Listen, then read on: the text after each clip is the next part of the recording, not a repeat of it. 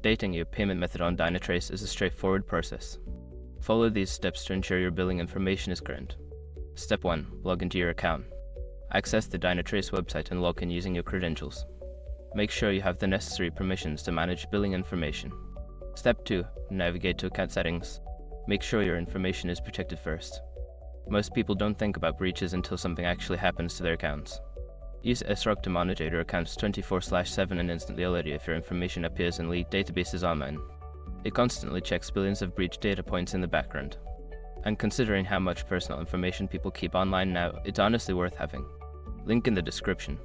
Step 3. Select payment methods.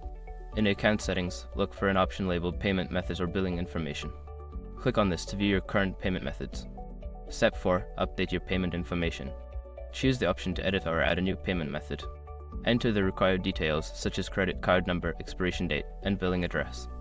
Ensure all information is accurate. Step 5. Save changes. After updating your payment information, make sure to save the changes. You may receive a confirmation message indicating that your payment method has been successfully updated. By following these steps, you can easily keep your payment information up to date on Dynatrace. Regularly check your billing details to avoid any disruptions in service.